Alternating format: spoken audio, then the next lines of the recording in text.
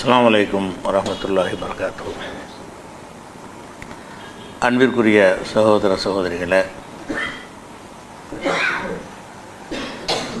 இஸ்லாத்தின் பார்வையில் உணவு, உடை, உறைவிடம் என்ற தொடர் உரை நிகழ்ச்சியில் நேற்றைய தினம் பன்றி இறைச்சியை அல்லாஹ் ஹராமாக்கியிருக்கிறான் என்பது குறித்த விவரங்களை பார்த்தோம். இந்த பன்றியை ஹராம் என்று சொல்லும் பொழுது அது குறித்து பேசுகிற 4 வசனங்கள்லையும் லஹ்முல் ஹின்சீர் என்ற வார்த்தையை அல்லாஹ் பயன்படுத்துகிறான். ஹின்சீர் என்றால் பன்றி, லஹ்ம் என்றால் இறைச்சி. பன்றி ஹராம் என்று சொல்லாமல் பன்றியின் இறைச்சி ஹராம் என்று அல்லாஹ் சொல்லியிருக்கிறான். இதை அந்த குர்ஆன் அருளப்பட்ட காலத்தில் இருந்து 14 நூற்றாண்டுகளாக வாழ்ந்த எல்லா மக்களுமே பன்றியின் இறைச்சி என்று சொல்லப்பட்டாலும் அது அனைத்தையும் தான் எடுத்துக்கொள்ளும், இறைச்சியை மட்டும் குறிக்காது என்று தான் அனைவரும் ஒருமனதாக விளக்கம் கொடுத்து வந்தார்கள். ஆனால் இப்போ சமீப காலத்தில் சில பேர் என்ன செய்கிறாங்கன்னு கேட்டால், பன்றி ஹராம் என்று சொன்னால் அதில் உள்ள எல்லாத்தையும் ஹராம் என்று நம்ம சொல்ல முடியும். பன்றியின் இறைச்சின்னு அல்லாஹ் ஒரு வார்த்தையை சொல்கிறான்னு சொன்னால் வேஸ்ட்டாக அப்படி ஒரு வார்த்தையை எல்லாம் பயன்படுத்துவானா? இறைச்சின்னா இறைச்சியை தானே குறிக்கும் அப்படின்னு வாதம் பண்ணி அதுக்கு சான்றாக வேறு சில வசனங்களும் எடுத்து காட்டுறாங்க. எப்படி காட்டுறாங்கன்னு கேட்டால், இப்போ 100 வருஷம் ஒருத்தர் எல்லாம் மரணிக்க செஞ்சான்னு ஒரு சம்பவம் இருக்குல்ல. ஒரு நல்லடியார் இருந்தார், அவரை 100 ஆண்டு காலம் மரணிக்க செய்து பிறகு உயிர்ப்பித்தாண்டு ஒரு வசனம் 2வது சூறாவில் 259வது வசனத்தில் இருக்கும். அதிலெல்லாம் என்ன செய்கிறான்னு கேட்டால், அவர் ஒரு கழுதையை கொண்டு போகிறாரு, உணவுலாம் கொண்டு போகிறாரு. உணவுலாம் கெட்டு போகாமல் இருக்குது. அவர் கொண்டு போன கழுதை என்ன செஞ்சிருதுன்னா மக்கி மண்ணாக போய் விடுகிறது, செத்து போய் மக்கி மண்ணாகிடுச்சு. அல்லாஹ் என்ன செய்கிறான்னு கேட்டால், எப்படி அல்லாஹ் உயிராக்குவான்னு நீ சந்தேகப்பட்டீல, இந்த கழுதையை பார், அதை எப்படி நம்ம உயிராய் காட்டுறோம் என்று பார் என்று அல்லாஹ் சொல்கிறான். சொன்ன பிறகு அதனுடைய எலும்புகள் முதல்ல தனியாக வருகிறது, அதுக்கப்புறம் அதன் மீது இறைச்சி போர்த்தப்படுகிறது. அப்படி வருது. ஒன்றூர் இலாமி, அதனுடைய எலும்புகளை பார். இறைச்சியெல்லாம் ஒன்றுமில்லாமல் போயிருக்கு, எலும்பு தான் மக்கி போய் கிடக்கும். அதை கைஃப நுன்ஷிசுஹா, அதை நம்ம எப்படி எலும்புகளை எல்லாம் ஒன்றாக திரட்டி சும்மா நக்குசுஹா லஹ்மன், பிறகு அதுக்கு இறைச்சியை நம்ம எப்படி போர்த்துகிறோம் என்று பார் அப்படின்ட்டு ஒரு வசனம் குர்ஆனில் இருக்குது. அதாவது ஒரு மனிதர் ஒரு பாலடைஞ்ச ஊரை அந்த விஷயத்தையும் சொல்லிடுவோம் தெரியாதவங்களுக்காக வேண்டி. ஒரு பாலடைந்த ஒரு ஊரை கடந்து போகிறார். போகும்போது அவர் என்ன நினைக்கிறாருன்னு கேட்டால், இந்த பாலடைஞ்ச ஊரை அல்லாஹ் எப்படி உயிராக்குவான், இறந்தவர்கள் எல்லாம் உயிர்ப்பிப்பதாக சொல்கிறானே, இந்த மாதிரி பாலடைஞ்சு கிடக்குது, இது எப்படி எல்லாம் உயிராக்குவான் என்று மனசில் நினைக்கிறார். அவர் நல்லடியாராக இருந்ததுனால அல்லாஹ் என்ன செஞ்சிட்டான்னு கேட்டால், அவருக்கு நேரடி விளக்கம் காட்டுவதற்காக வேண்டி அந்த இடத்துல அல்லாஹ் மூத்தாக்கிட்டான். எவ்வளோ நாளைக்கு மௌத்தாகிட்டாங்கன்னு சொன்னால் 100 வருஷம். இப்போ அமாத்தகுல்லாஹு மேத் ஆமீன், 100 ஆண்டு காலம் அவர் அப்படி பாடியாக போட்டுட்டான். அந்த 100 ஆண்டுகளில் என்ன ஆகுதுன்னு கேட்டால், இவர் கொண்டு போன உணவும் தண்ணீரும் கெட்டு போகாமல் நல்லா பாதுகாக்கிறான். அதே நேரத்தில் அவர் கொண்டு போன கழுதை இருக்குதுல்ல, அது மக்கி 100 வருஷத்தில் என்ன ஆகுமோ அப்படி ஆகிப்போச்சு. ஒரு கழுதையில் ஏறி போகிறாரு, அந்த கழுதை மக்கி போய் எலும்பாக போய் எல்லாமே போயிடுச்சு. ஆனால் இந்த உணவும் பானங்கள் கெட்டு போகாமல் இருக்கிறது. நான் நினச்சேன்னு சொன்னால் ஒரு இடத்துலையே ஒன்றை கெட்டு போகாமல் வைப்பேன். நான் நினச்சேன்னு சொன்னால் அதே இடத்துல இன்னொன்றை கெட்டு போகிற மாதிரி ஆக்க வேண்டாம் எல்லாம் காட்டுறதுக்காக இதை செய்கிறான். செஞ்சுட்டு அவரை எழுப்பி எவ்வளோ நாள் இந்த நிலையில் இருந்திருப்பாயின்னு கேட்கும் பொழுது, என்ன 1 நாள் 1/2 நாள் இருக்குங்கிறார். 100 வருஷம் இருந்தவருக்கு தெரியலை. அதில் உன் கழுதையை பாரு, நேற்று மூத்தா போன மாதிரி அந்த கழுதை இருக்குது, நீ மூத்தா போய் இந்த கழுதையே ஒன்றுமில்லாமல் போச்சு பாரு, 100 வருஷம் ஆகிடுச்சின்னு அல்லாஹ் சொல்லிவிட்டு, இப்போ எப்படி அல்லாஹ் உயிராக்குவான்னு நீ சந்தேகப்பட்டீல, இப்போ நான் உயிராகி காட்டுறேன் பாரு அப்படின்னு சொல்லிவிட்டு அந்த எலும்புகளை முதல்ல அல்லாஹ் திரட்டினான். பிறகு அதன் மீது இறைச்சியை உருவாக்கினான். அதுக்கு பிறகு அது கழுதையாக மாற்றி அல்லாஹ் எழுதி நிப்பாட்ட வச்சான். செஞ்சுட்டு இப்படித்தான் நான் உயிராக்குவேன் அப்படின்னு அல்லாஹ் இப்ராஹிம் நபிக்கு செய்முறை விளக்கம் காட்டுவான்ல, எப்படி இப்போ பறவைகளை உயிராக்குவான்னு கேட்கும் பொழுது அதே மாதிரி இவருக்கும் செஞ்சு காட்டுறான். இதில் எல்லாம் என்ன செய்கிறான்னு கேட்டால், எலும்புகள் மீது இறைச்சியை போர்த்துக்கிறோம்னு வார்த்தையை பயன்படுத்துகிறான். அப்போ எலும்பு வேறு இறைச்சி வேறு தானே. அது ஆதாரம். இது இந்த சம்பவத்தை என்ன ஆதாரம் கேட்குறாங்கன்னா, இறைச்சிங்கிறது வேறு தான், எலும்புங்கிறது வேறு தான். அப்போ இறைச்சி எலும்பாக இருப்பதை கழுதையுடைய எலும்புக்கு மேலே இறைச்சியை போர்த்துக்கிறோம் நல்லா சொல்லும் பொழுது, அப்போ இறைச்சிங்கிறதுல எலும்பு அடங்காது. அதனால தான் என்ன செய்கிற, எலும்பின் மீது இறைச்சியை போர்த்துக்கிறோம் நல்லா இதெல்லாம் எடுத்து காட்டுறாங்க. அந்த மாற்று கருத்து உடையவர்கள் அவங்க கருத்துக்கு சான்றாக இந்த வசனத்தையும் வைக்கிறாங்க. அதே மாதிரி மனித படைப்பை பற்றி 23வது சூறாவில் 14வது வசனத்தில் நல்லா சொல்லும் பொழுது அது என்ன செய்கிறான்னு கேட்டால், முதல்ல விந்து துளியாக இருக்கிறான், அப்புறம் ஒரு கருவுற்ற சினை முட்டையாக மாறுகிறான், அப்புறம் ஒரு சதை துண்டாக ஆகிறான். சதை துண்டாக இருக்கிறத என்ன செய்கிறான்னா பிறகு அல்லாஹ் எலும்பாக மாற்றுகிறான். எலும்பாக மாற்றி இப்போ கசவுணல் இல்லாமல் அலஹமா, அதை எலும்புக்கு மேலே நம்ம இறைச்சியை அணிவிக்கிறோம். எலும்பை உற்பத்தி பண்ணி எலும்புக்கு மேலே என்ன செய்கிறோம், இறைச்சியை ஆடையாக அணிவிக்கிறோம். அதை இறைச்சி அடுத்தபடியாக உருவாக்குறோன்னு நல்லா சொல்கிறான். அப்போ இதில் என்ன செய்கிறான்னு கேட்டால், எலும்பு வேறு இறைச்சி வேறுன்னு பிரிக்கிறான்ல. மனிதன் உற்பத்தி ஆகும்போது அவன் எலும்பாக இருப்பான்ல, அது வேறு தான், அப்புறம் இறைச்சி வேறு தான் நல்லா பிரிக்கிறான். அப்படின்னா பன்றியுடைய இறைச்சிங்கிற இறைச்சியை தானே குறிக்குங்கிறாங்க.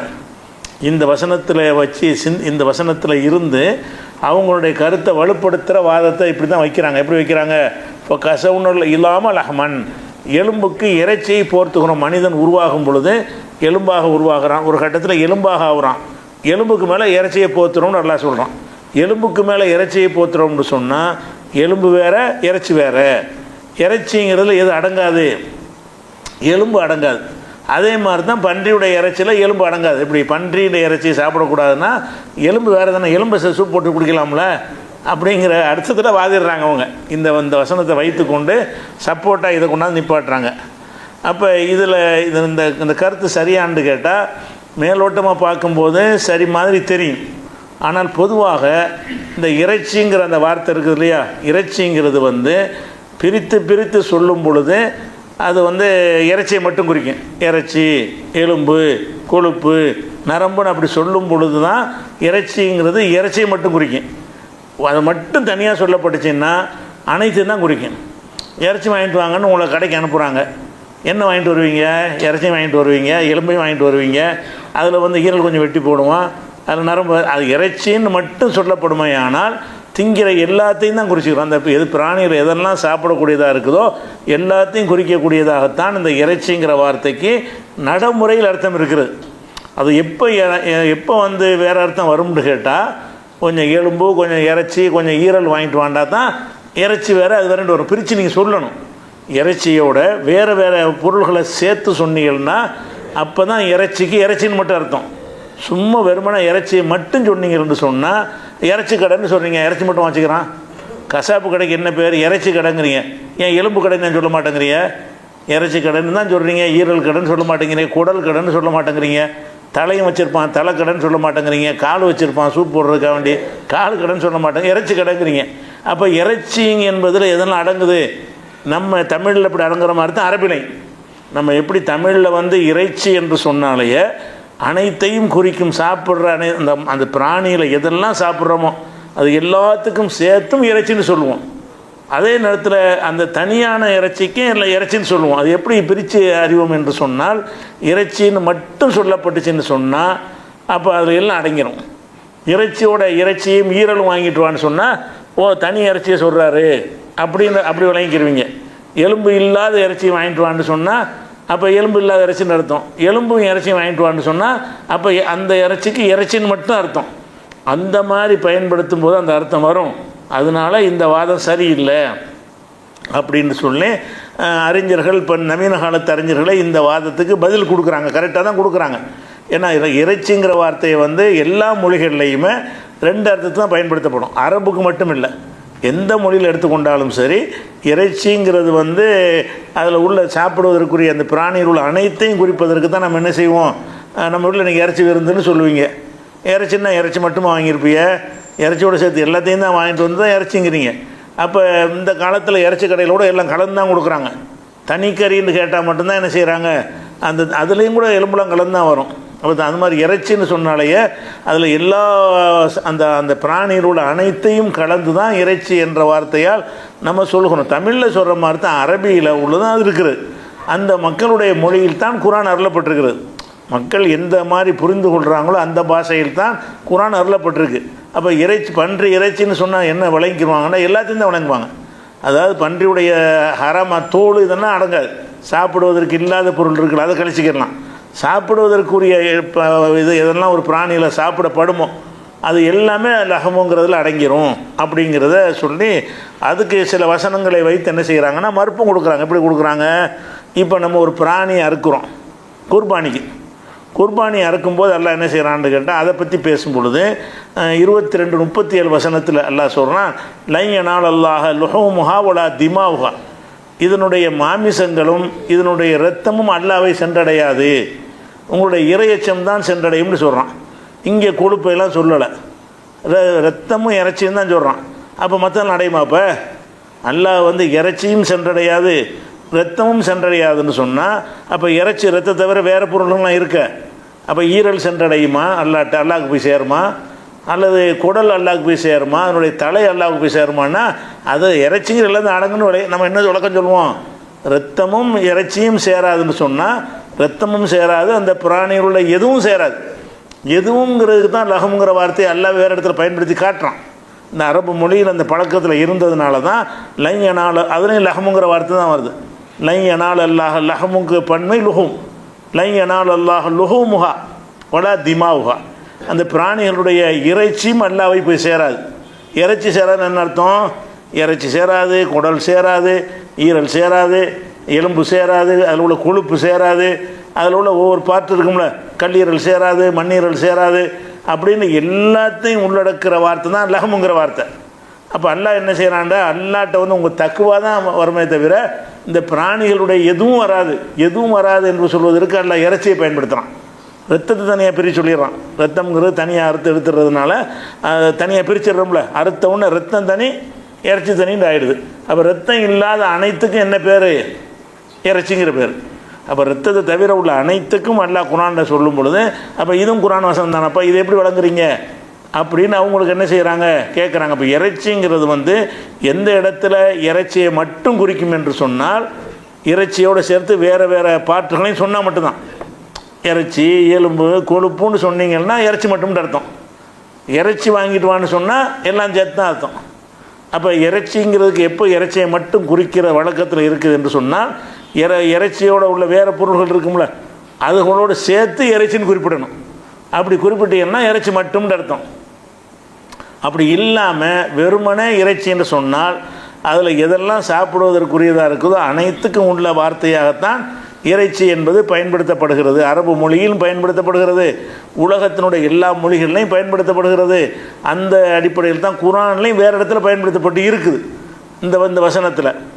அதே மாதிரி இது 22:37 வசனத்தில் இது குர்பானியை பற்றி சொல்லும்போது அல்லாஹ் சொல்லி காட்டுறான். அதே மாதிரி 14 வசனத்தில் என்ன செய்கிறான்னு கேட்டால், நீங்கள் கடலில் பிரயாணம் பண்ணி போகிறீங்க, கடல் அல்லாஹ் உங்களை வசப்படுத்தி தந்திருக்கிறான். எதுக்காக தந்திருக்கிறான்னு கேட்டால் தஅகுலு மின்ஹு லஹ்மன் தரியா, அந்த கடலிலிருந்து பசுமையான ஒரு இறைச்சியை நீங்கள் சாப்பிடுவதற்காக அல்லாஹ் உங்களுக்கு என்ன செஞ்சுருக்கிறான், வசப்படுத்தி தந்திருக்கிறான் அப்படின்னு இருக்குது. அப்படின்னா அந்த மீன் வகையில் அதனுடைய இறைச்சி மட்டும் தான் நம்ம ஹலால். மீனில் முட்டை இருக்கும், மீனில் உள்ள ஈரலுக்கு பெரிய பெரிய மீன்களில், சின்ன மீனில் ஒன்றும் இருக்காது. பெரிய பெரிய மீன்களில் சுறா மீன், அந்த மாதிரி திருக்க மீன், அதெல்லாம் எடுத்துக்கிட்டு என்னென்ன செய்யும், அதில் முட்டைகள்லாம் சேர்த்து தான் இருக்கும். அதுவும் ஹலால் தானே வழங்குகிறோம். அந்த இறைச்சி நாங்கள் சொன்னாலும் அது இறைச்சியை மட்டும் குறிக்காது, மீனில் உள்ள என்னென்னலாம் திங்கிறதுக்குள்ளதாக இருக்க எல்லாம் தான், அது எல்லாத்துக்கும் பேர் தான் லஹமு. ஆனால் எல்லாம் என்ன செய்கிறான்னு கேட்டால், அந்த பசுமையான இறைச்சியை நீங்கள் சாப்பிடுவதற்காக கடலை அல்லாஹ் உங்களுக்கு வசப்படுத்தி தந்திருக்கிறான். கடலில் நீங்கள் பிரயாணம் பண்ணுறீங்க, வேட்டையாடுறீங்க, எல்லாத்துக்கும் உங்களுக்கு கடலை உங்களுக்கு கண்ட்ரோலில் எல்லாம் தந்திருக்கிறான். எதுக்காக தந்திருக்கிறான் என்று கேட்டால் தஅகுலு மின்ஹு அதுலேயும் லஹமு தான் வருது. லெமன் தரியா, பசுமையான ஒரு இறைச்சியை நீங்கள் சாப்பிடுவதற்காக வசப்படுத்தி தந்திருக்கிறான் இருக்குது. இந்த இடத்துல இறைச்சிக்கு என்ன அர்த்தம்? எல்லாம்னு அர்த்தம். அந்த மீனில் உள்ள எல்லாமே, அந்த மீனில் செதில் கழிக்க சாப்பிடப்படாத பொருள் இருக்கும்ல, அதை கழிச்சது போக எதெல்லாம் சாப்பிடக்கூடியதாக இருக்குது, மண்டையெல்லாம் சேரும், அதில் கண்ணுலாம் சேரும். அதில் முட்டையோட சில முட்டை இதாக இருக்கும். கெளுத்தி மீன்லாம் என்ன இருக்கும், கெளுத்தி முட்டைன்னு தனியாக விற்பாங்க. அப்போ லஹமுன்னு தானே வந்திருக்கு. இது ஹராமுன்னு யாராவது சொல்லுவாங்களா? இந்த கருத்து உள்ளவங்களாவது ஹராம்னு சொல்கிறாங்களா? மீனில் உள்ள எல்லாமே ஹலாலுங்கிறாங்க. ஆனால் அல்லாஹ் லஹமை தான் சொல்கிறான். மீனை ஹலால்னு சொல்லுவோம். என்ன சொல்கிறான்? அது லஹமு இறைச்சி தான் ஹலால்னு சொல்கிறான். இறைச்சிக்கு என்ன அர்த்தம்னு மீனுக்கும் இறைச்சிங்கிற பேர் இருக்குது. மீன் நம்ம இறைச்சி வேறு மீன் ஒன்று நம்ம பிரித்து விளங்கியிருக்கோம்ல. அரபு மொழியில் லஹமுன்னு சொன்னால் எல்லா மாமிசத்துக்கும் லஹமு தான், அது மீன் உள்பட. நம்ம மீனை இறைச்சின்னு சொல்ல மாட்டோம். நம்ம தமிழ் வழக்கத்தில் அப்படி இல்லை. அரபு வழக்கத்தில் மீனும் இறைச்சி தான், கோழி கறியும் இறைச்சி தான், மாட்டுக்கறியும் இறைச்சி தான், ஆட்டுக்கறியும் இறைச்சி தான். எந்த பொருளுடைய உயிர் பிராணிகளுடைய சாப்பிடக்கூடிய பொருளாக இருக்குதோ எல்லாத்துக்கும் இறைச்சிங்கிற வார்த்தையை சொல்லுவாங்க. அப்போ இந்த வார்த்தையை வச்சு என்ன செய்கிறாங்கன்னா, லஹமா இறைச்சி கடல்லேருந்து நீங்கள் இறைச்சி சாப்பிட்றீங்க நல்லா சொல்கிறான்னு கேட்டால் அந்த மீனில் உள்ள எல்லாத்தையும் தான் அது குறிக்கிறது. அதனால நீங்கள் இந்த பன்றி இறைச்சிக்கு மட்டும் அப்படி விளக்கம் கொடுக்குறேன்னு பதில் சொல்கிறாங்க. அந்த பதில் ஏற்புடையதாக இருக்குது. அதே மாதிரி 35:12 வசனத்தில் எல்லாம் சொல்லி காட்டுகிறான். கடல் 2 கடல் இருக்கிறது. சில கடல்கள் உப்பு கரிக்கக்கூடிய கடலாக இருக்கும், சில கடல்கள் மதுரமான சுவை உள்ள தண்ணீராக இருக்கும். அதாவது ஆற்று தண்ணி கடல்களில் சேர்ந்து சேராமல் இருக்கும், சில மாதங்கள் வெடுக்கும், அந்த மாதிரி இருக்கும். அப்போ இந்த தண்ணி உப்பு இல்லாமல் இருக்குது, அந்த தண்ணி உப்போடு இருக்கிறது, 2 ஒன்று கலக்காமல் இடையில் திரை போடப்பட்ட மாதிரி இருக்குது அப்படின்னு நல்லா சொல்லிவிட்டு, ஒமின் குல்லின் தாக்குலூன ரஹமன் தரியா, ஒவ்வொரு கடலில் இருந்தும் நீங்கள் பசுமையான உணவை நீங்கள் சாப்பிடுகிறீர்கள். அந்த ஒவ்வொரு கடல் நாரி போகாமல் பசுமையாக சாப்பிட்றோம், அதுக்காக சொல்லி காட்டுறான். ஒமின் குல்லின் தாக்குலூன ரஹமன் தரியா, பசுமையான இறைச்சியை நீங்கள் அந்த கடல்லேருந்து சாப்பிட்றீங்க, இந்த கடல்லேருந்து சாப்பிட்றீங்க அப்படின்னு சொல்லும் பொழுது இங்கே லஹமுங்கிற வார்த்தை எல்லாம் பயன்படுத்துறதுக்கு என்ன அர்த்தம்னு கேட்டால், அந்த மீனுடைய இறைச்சி மட்டும் கிடையாது, மீனுக்குள்ளே சாப்பிடுவதற்குரிய என்னென்ன இருக்கிறதோ. சில மீன்களில் அந்த முள்ளு கூட சாப்பிடுவோம், சில மீன்களில் இந்த மீன்களில் முள் சாப்பிட மாட்டோம்.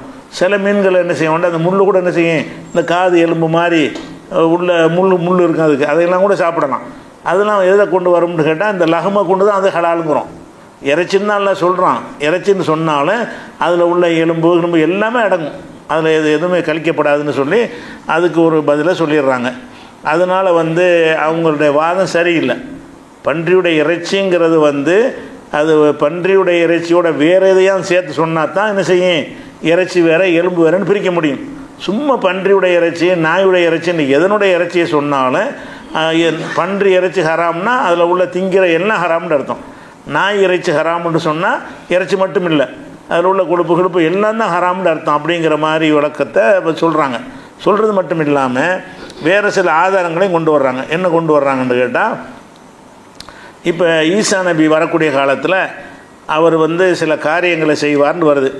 அது என்னுடைய இந்த ரசூல்லாவுடைய வழிகாட்டுதல் பிரகாரம் தான் அவர் செய்வார். அவர் ரசூலாக வரமாட்டார்ல, ஈசா நபி வரும்போது அவர் அல்லாவுடைய தூதராக செய்தியை சொல்லி புது சட்டங்கள்லாம் நமக்கு சொல்ல மாட்டார். ரசூல்லாவுடைய வழிகாட்டுதல் பிரகாரம் தான் அவர் என்ன செய்வார், இங்கே அந்த இருக்கக்கூடிய காலத்தில் செயல்படுவார். அப்போ அவரை சொல்லும்போது என்ன செய்கிறாங்கன்னு கேட்டால், ஓ யக்குத்துல் ஹின்சீர, அவர் பன்றியெல்லாம் கொள்ளுவார். அந்த ஹதீஸில் வருது, புகாரில் 2222 ஹதீஸில் வருகிறது, ஓ யக்குத்துல் ஹின்சீர, பன்றியை கொள்ளுவார் அப்படின்னு வருகிறது. பொதுவாக கொள்ளுதல் என்று சொன்னாலேயே சாப்பிடாமல் இருக்கிறதுக்கு கொள்கிறோம்ல, அதுக்கு பேர் தான் கொள்ளுதல்.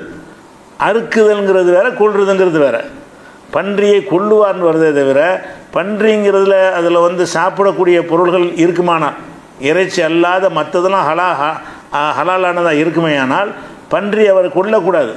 அறுத்து இறைச்சியெல்லாம் கழித்து விட்டுட்டு என்ன செய்யணும், எல்லாத்தையும் சாப்பிட்ணும். அதில் சாப்பிடத்தக்கது இருக்குல்ல. இவங்க வாதப்படி இறைச்சி மட்டும்தான் ஹராமுன்னா எலும்பு ஹலால், கொழுப்பு ஜாஸ்தி, பாதிக்கு பாதி கொழுப்பு இருக்குது, அந்த கொழுப்பு ஹலால்னு ஆயிரும். கொழுப்புக்காக வேண்டி என்ன செய்யணும், பன்றியை கொல்லக்கூடாது. மரம் என்ன செய்யணும்னா பன்றி அறுக்கணும். ஈசா நபி அறுத்து என்ன செய்யணும், இறைச்சி மட்டும் தூக்கி போடு, மற்றெல்லாம் தின்னுண்டு அப்படி சொல்லியிருப்பார். அப்போ பன்றியை கொள்றதுன்னு சொன்னாலும் என்ன அர்த்தம்னா கொண்டு தூக்கி எரிஞ்சிடுறது. அப்போ பன்றியை கொள்வாருங்கிற அந்த வசனத்திலிருந்து அது அறுக்கத்தக்கது சாப்பிடத்தக்கது இருக்குமே, ஆனால் அதை கொல்லக்கூடாது, அறுக்கத்தான் செய்யணும். அதில் சாப்பிட இவங்க கருத்துப்படி அறுக்கணும்ல. பன்றியோட இறைச்சி மட்டும்தான் ஹராம்னு சொல்லிடலப்பா, மற்றது ஹலால்னா அறுக்கிற முறையில் அறுத்ததுன்னு ஹலாலாகும். இப்போ பன்றி அறுக்கணும்ல, அவர் அறுக்காமல் கொள்ளவில் செய்கிறாரு. அப்போ கொள்வதிலிருந்து என்ன வழங்குதுன்னு கேட்டால், பன்றியை கொள்வார் என்று ஈசா நபியை பற்றி சொன்னதில் இருந்த பன்றியுடைய எதுவும் சாப்பிடுவதற்குரியது கிடையாது. சாப்பிடுவதற்குரிய இல்லாட்டி தான் கொல்லணும். இல்லாட்டி என்ன செய்யணும், பாம்பை கொள்றோம், செங்கத்தை கொள்றோம், அந்த மாதிரி கொள்கிற நாயை கொள்றோன்னா வருதில்ல, கொள்றதுன்னு வந்துருச்சுன்னா என்ன அர்த்தம்னு கேட்டால் அது சாப்பிடுவதற்குள்ளது கிடையாதுன்னு அர்த்தம்.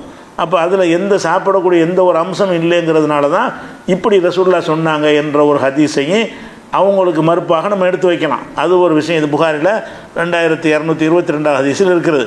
அதே மாதிரி ரசூல் ஸல்லல்லாஹு அலைஹி வஸல்லம் அவர்கள் அதாவது ஹஜ்ஜத்துல் விதா மக்கா வெற்றியில் மக்காவை ஜெயிக்கிறாங்கல்ல, ஜெயிக்கும் போது அப்போ என்ன செய்கிறாங்கன்னு கேட்டால் சில விஷயங்களை ஹராம்னு அறிவிக்கிறாங்க. மக்கா வெற்றியின் போது என்னெல்லாம் ஹராமுங்கிறாங்கன்னா, இன்னல்லாஹ வ ரசூலஹு ஹர்ரம பை அல் ஹம்ரி, மதுபானம் விற்பனை செய்வதை அல்லாஹ் உங்களுக்கு ஹராமாக்கி விட்டான். அந்த மக்கா வெற்றியில் தான் ஹராமாக்கப்படுது. மதுபானம் விற்பனை செய்வதை உங்களுக்கு ஹராமாக்கி விட்டான். ஒல் மைத்தத்தி, மைத்தத்தையும் மைத்தத்துனா முறையாக அறுக்கப்படாதவை, முறையாக அறுக்கப்படாதவைகளையும் அதை அல்லாஹ் ஹராமாக்கி விட்டான். ஒல் ஹின்சீரி, பன்றி இறைச்சின்னு சொல்லலை, பன்றியையும் அல்லாஹ் ஹராமாக்கி விட்டான். ரசூலுல்லாஹ் ஹதீஸ் குரானில் பன்றி இறைச்சின்னு வந்தாலும் ஹதீஸில் என்ன வந்துடுது, பன்றி இறைச்சின்னு வராமல் பன்றியை அல்லாஹ் ஹராமாக்கிட்டான்னு வருது. பன்றியை ஹராமாக்கினால் அவ்வளோ அசனாமி சிலைகளை ஹராமாக்கி விட்டான் என்று 4 விஷயத்தை ரசூலுல்லாஹ் என்ன செய்கிறாங்கன்னு கேட்டால், அந்த மக்கா வெற்றியின் போது அந்த மக்காவை ஜெயிக்கிறாங்கல்ல, ஜெயித்த பிறகு அன்னைக்கு மக்களுக்கு அறிவிக்கிறாங்க, இன்னையிலேருந்து உங்களுக்கு பன்றி ஹராமு, சிலைகள் ஹராமு, மைத்தத்து முறைப்படி அறுக்கப்படாதவைகள்லாம் ஹராமு, மதுபான வியாபாரமும் ஹராமு என்று சொல்லி அப்போ ரசூலுல்லாஹ் அறிவிக்கிறாங்க. இந்த ஹதீஸ் புகாரியில் 2236 ஹதீஸ்லையும் இன்னும் பல இடங்கள்லையும் இருக்குது. அப்போ இது என்ன, இதில் பன்றி தானே ஹராமாக்கி இருக்கிறாங்க. பன்றி இறைச்சின்னு குரானில் வந்தாலும் அதுக்கு விளக்கமாக ஹதீஸில் என்ன செய்யல, ரசூலுல்லாஹ் லஹுமுல் ஹின்ஸின்னு சொல்லியிருக்கலாம்ல, பன்றியுடைய இறைச்சின்னு சொல்லியிருக்கலாம்ல. அந்த பன்றி இறைச்சி என்பது முழு பன்றியும் எடுத்துக்கொள்ளும் என்ற காரணத்தை ரசூலுல்லாஹ் விளக்கம் கொடுத்த பிறகு நம்ம வேறு விளக்கம் கொடுக்க தேவையில்லை. பன்றி இறைச்சி நாங்கள் வந்தாலும் அதுக்கு அர்த்தம் பன்றி தான், பன்றியுடைய அனைத்தும் தான். அப்படிங்கிற காரணத்தினால ரசூல் ஸல்லல்லாஹு அலைஹி வஸல்லம் அவர்கள் பன்றியை அல்லாஹ் ஹராமாக்கி விட்டான்ங்கிறாங்க.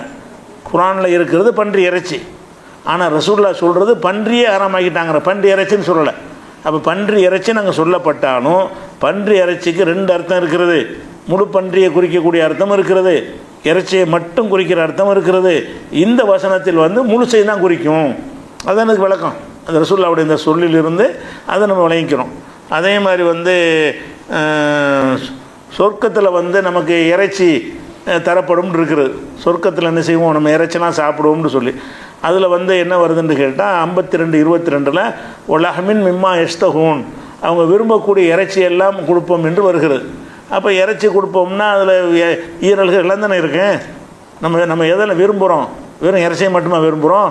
இறைச்சியை விட ரொம்ப விரும்பக்கூடிய பொருள்கள்லாம் அந்த பிராணிகளில் இருக்குது. இறைச்சியை விட ஈரல் நல்லா விரும்புவாங்க, இறைச்சியை விட அந்த கல்லீரலை விரும்புவாங்க, அப்படி விரும்பக்கூடியதெல்லாம் இருக்குது.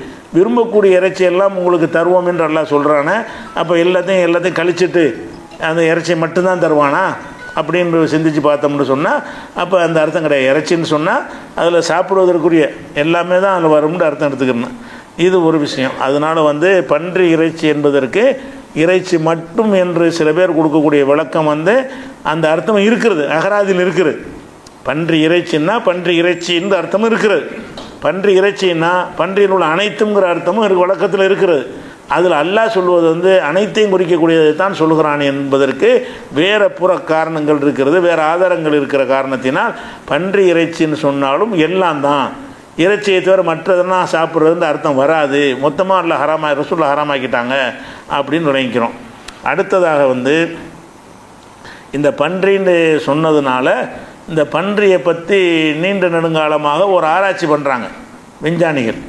எதுக்கு ஆராய்ச்சி பண்ணுறாங்கன்னா, அந்த மனிதர்களுக்கு இதயம் செயலிழந்து போயிடுது, ஹார்ட் ஃபெயிலியர் ஆகிடுது, அதோடு செத்துடுறான். அல்லது என்ன செய்கிறாங்கன்னா, அந்த பேஸ்மேக்கருங்கிற ஒரு கருவி மூலமாக ஹார்ட் ஃபங்க்ஷன் பண்ண வைக்கிறாங்க. அந்த இதயம் துடிப்புக்காக வேண்டி இதயம் செத்துருச்சின்னு சொன்னால் அதுக்கு செயற்கையான முறையில் செயற்கை இதயம் மாதிரி பொருத்தி என்ன செய்வாங்க, மிஷின் மூலமாக அந்த ரத்தத்தை பம்ப் பண்ணுற வேலையை செய்யக்கூடிய கருவிலாம் கண்டுபிடிச்சிட்டாங்க. ஆனாலும் அது இதயம் அளவுக்கு செயல்படாது, அவ்வளோ ஒரு கேரண்டியாக சொல்ல இயலாது. ஏதோ ஒரு மாதிரி பரவாயில்லை அப்படிங்கிற அளவில் தான் அது உயிரை காப்பாற்றிக்கிற அளவுக்கு தான் உதவும்.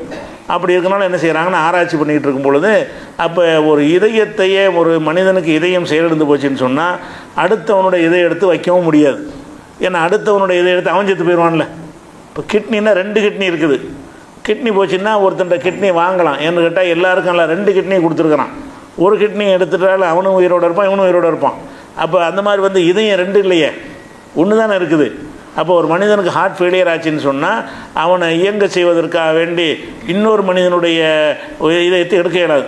ஒரே ஒரு கட்டத்தில் எடுக்கலாம். இந்த மூளைச்சாவு அடைஞ்சிருவாங்கல்ல, மூளைச்சாவு அடைஞ்சிருவாங்கன்னா மூளை செயல்படாது, மூச்சு மட்டும் போயிட்டுருக்கான். இவன் இருந்து ஒன்று தான், இல்லாமல் இருந்து ஒன்று தான் சொல்லி குடும்பத்தார்கள் வந்து அந்த உறுப்புகளை எடுத்துக்கிறங்கன்னு சொன்னார்களே. ஆனால் மூளைச்சாவு அடைந்தவர்களிடமிருந்து இதயத்தை எடுக்கலாம். அது ஒரு சின்ன ஒரு சான்ஸ் தான். எடுக்கலாம், கண் எடுக்கலாம், எத்தனை செயல்படக்கூடிய உறுப்புகளெல்லாம் எடுக்கலாம். அது சின்ன ஒரு வாய்ப்பு இருக்குது. ஆனால் மனிதர்களுக்கு இந்த இதயம் செயலிருந்து போகக்கூடிய நோய் அதிகரித்து வர்றதுனால வேறு ஏதாவது மிருகங்களுடைய இதயத்தை நம்ம பொருத்த முடியுமான்னு சொல்லி ஆய்வு செய்கிறாங்கன்னு சொன்னால் அதை வந்து நீண்ட காலமாக 25 வருஷமாக அதை ஆய்வு செஞ்சு ஒவ்வொரு பிராணியிட இதயத்தையும் எடுத்து மனித இதயத்தையும் எடுத்து ரெண்டுடைய தன்மைகளையும் கம்பேர் பண்ணி பார்த்து இந்த இதயத்துக்கும் செட் ஆகுமா அப்படின்னு பலவித சோதனைகள் பண்ணி பார்த்துட்டு கடைசியாக போன வருஷம் 2022 என்ன முடிவுக்கு வர்றாங்கன்னு கேட்டால் பன்றியுடைய இதயம் மனுஷனுக்கு மேட்ச் ஆகும். மற்ற எந்த பிராணியுடைய இதயத்தை விட பன்றியுடைய இதயத்தை பொருத்தணும் என்று சொன்னால் அது மனித இதயம் மாதிரி என்ன செய்யாது, ஓரளவுக்கு செயல்படும் அப்படின்னு கண்டறிந்தாங்க. அதே நேரத்தில் வந்து அந்த பன்றிங்கிறது வேறு ஒரு இனமாக இருக்கிறதுனால அதை வந்து உடம்பு ஏற்றுக்கொள்ளாமல் ஒவ்வாமையில் தள்ளி விட்டுரும். அதுக்காக என்ன செய்கிறாங்கன்னா இந்த பன்றியுடைய இதயத்தில் வந்து சின்னதாக மரபணு மாற்றம் செஞ்சு, அதாவது மனிதன் மாதிரி ஏமாத்துற மாதிரி, நம்ம இதுதான் மனிதனுக்கு என்ன செய்யணும், மனித உடம்பு வந்து நம்மளை சேர்ந்தது தான் சொல்லணுமா, அதுக்கு தகுந்த மாதிரி ஏமாற்றக்கூடிய வகையில் ஒரு மரபணு மாற்றம் செஞ்சு அந்த இதயத்தை மனுஷனுக்கு பொருத்தலாம் என்பதை கண்டறிகிறாங்க. கண்டறிஞ்சு 2022ஆம் ஆண்டு 7ஆம் தேதி 2022 ஜனவரி 7ஆம் தேதி என்று ஒரு டேவிட் பென்னட்னு ஒரு நோயாளி, அவருக்கு ஹார்ட் ஃபெயிலியராக போச்சு. கருவிகள் மூலமாக அவரை ஆஸ்பத்திரியில் வச்சு என்ன செய்கிறாங்க, வந்து இயக்கிக்கிட்டு இருக்கிறாங்க. அப்போ அவருக்கு என்ன செய்வோன்னு கேட்டால் அவருடைய குடும்பத்தார் சம்மதமெல்லாம் பெற்று அரசாங்கத்தில் முறையாக அனுமதியெல்லாம் பெற்று இந்த பன்றி இதயத்தை இவருக்கு வைக்கலாமா என்று வைக்கலான்னு முடிவு செஞ்சு வைக்கிறாங்க. வச்சாங்கன்னு சொன்னால் கிட்டத்தட்ட ஒரு அந்த இதயத்தை பொருத்திடுறாங்க.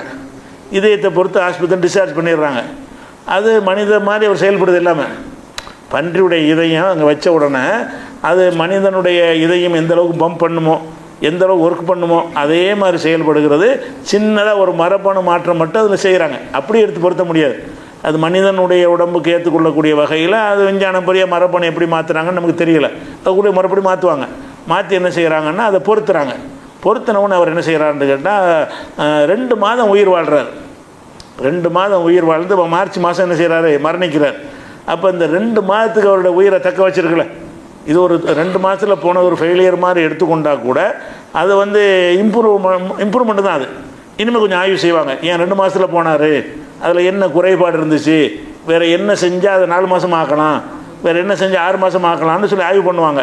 அப்போ இந்த மனிதனுடைய ஒரு தன்மை, மனிதனுடைய இதயமும் பன்றியுடைய இதயமும் ஒரே மாதிரி இருக்கும்போது அது என்ன செய்யும், நிறைய பன்றிகள் வந்து தேவைப்படனா கூட அல்ல கூட அதுக்காக கூட செஞ்சுருக்கலாம்.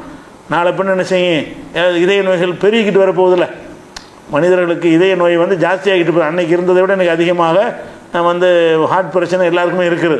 உணவு பழக்கம், உழைப்பு இல்லாமல் போகிறது, நவீன காலத்தினுடைய இந்த வாழ்க்கை முறையினால் நிறைய பாதிப்புகள் இருந்து கொண்டிருக்கிறது.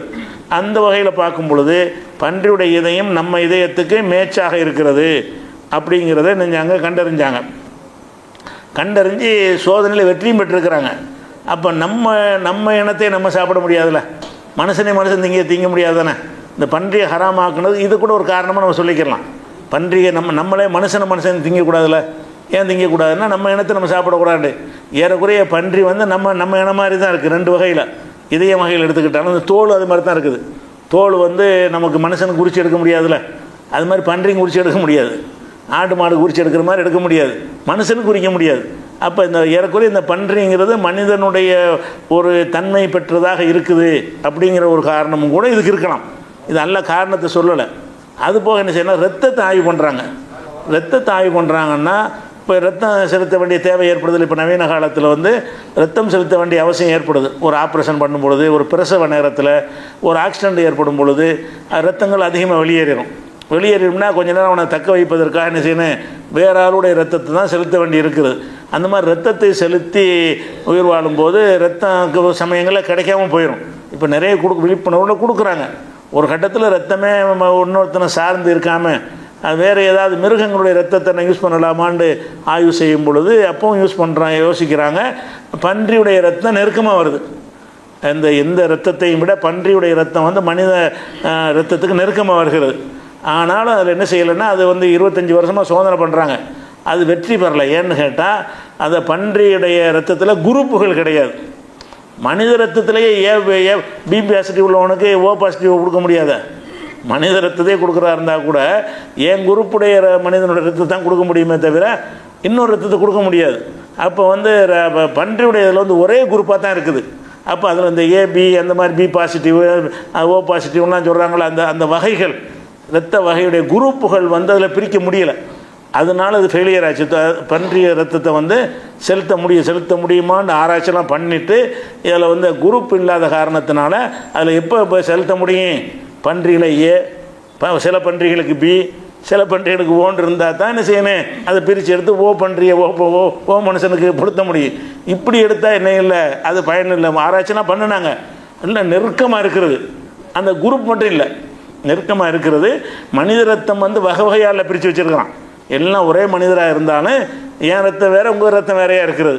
அப்போ அந்த குரூப்புடைய ரத்தத்தை செலுத்தினா மட்டும்தான் அதை உடம்பு ஏற்றுக்கிறோம். குரூப் மாறி போச்சுன்னா அந்த உடம்பு ரிஜெக்ட் பண்ணிடும், உயிருக்கு ஆபத்தாக போயிடும். அந்த மாதிரி இருக்கிறதுனால அந்த ரத்தத்தையும் சோதனை பண்ணி இப்போதைக்கு அந்த குரூப் இல்லாதனால சாத்தியம் இல்லைன்னு வச்சுருக்கிறாங்க. ஆனாலும் மேலும் ஆய்வுகள் தொடர்கின்றன. அதை குரூப்பாக மாற்றுறதுக்கு ஏதாவது டெக்னிக் இருக்குமா, வேறு என்னமாவது செய்யலாமான்னு ஆராய்ச்சியில் இருக்கிறாங்க.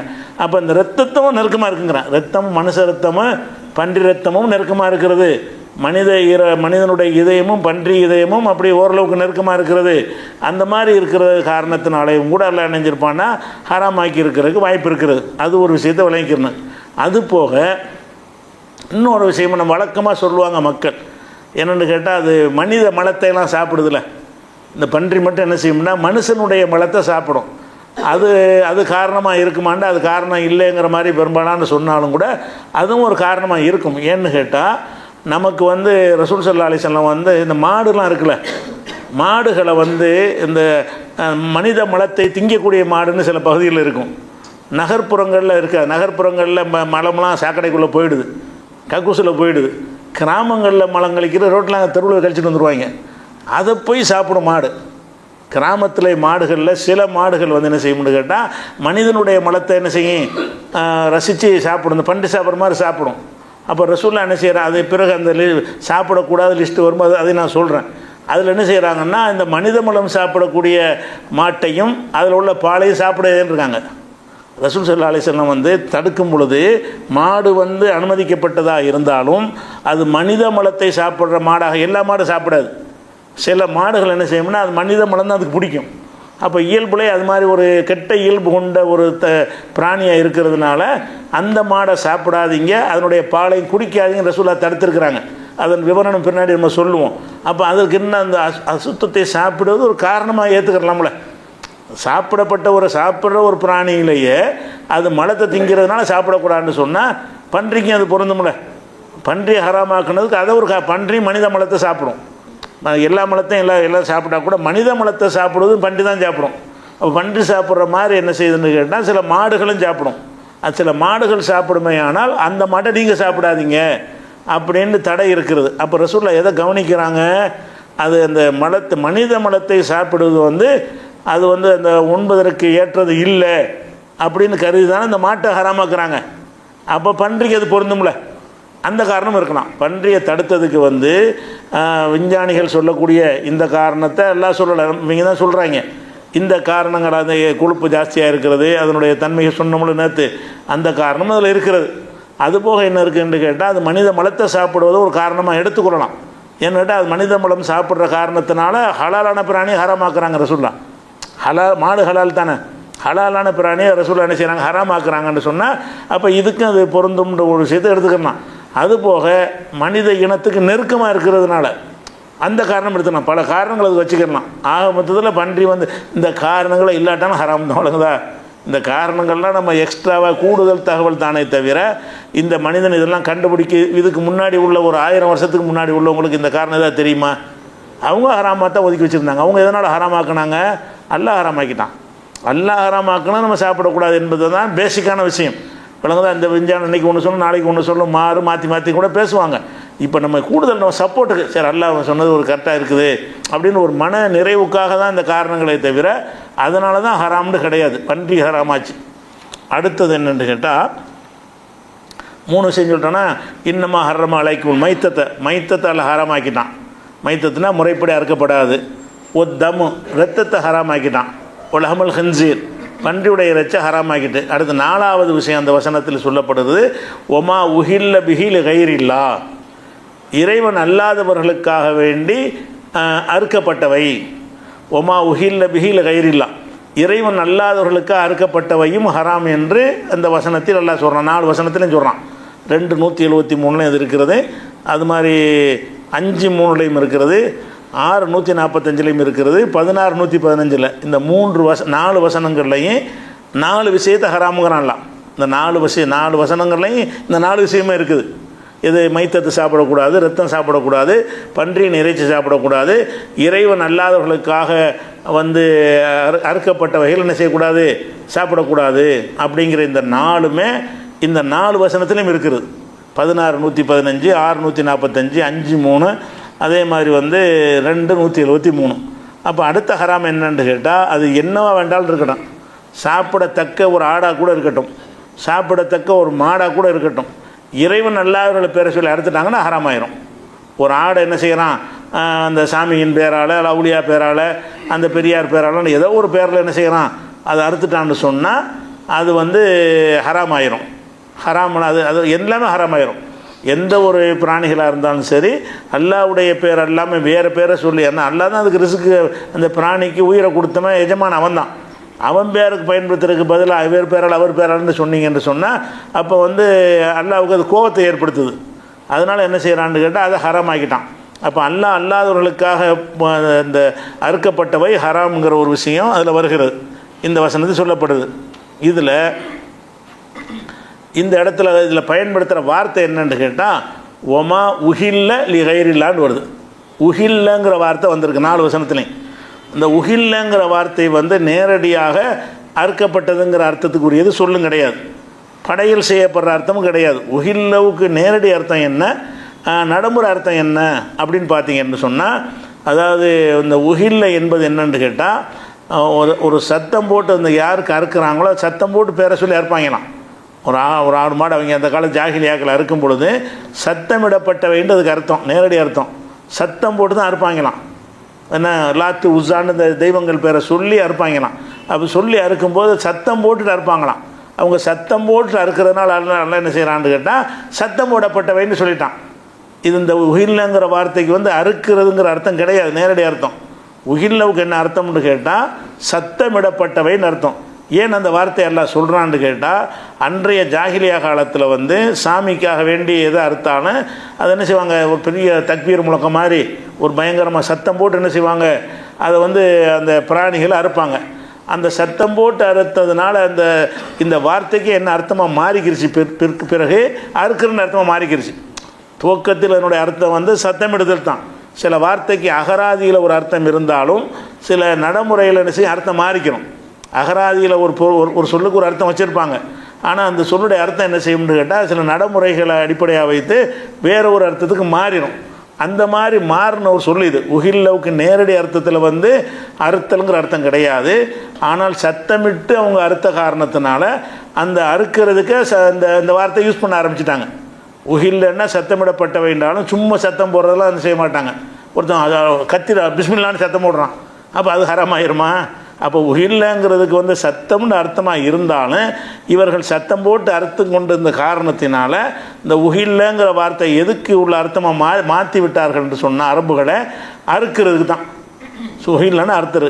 இப்போ இந்த வசனத்தில் என்ன வருதுன்னா, இறைவன் அல்லாதவர்களுக்காக அறுக்கப்பட்டதுன்னு அர்த்தம் வருது. இந்த உஹில்லவுக்கு என்ன அர்த்தம் என்பதை நாம் ஒரு முக்கியமான ஒரு ஆய்வு சம்மந்தப்பட்ட ஒரு விஷயமா இருக்கனால தப்சீர்களை மையமாக வச்சு சொல்லிட்டு இந்த வேறு விஷயத்துக்கு நான் வர்றேன். முக்கியமான டாபிக் அதில் இருக்குது.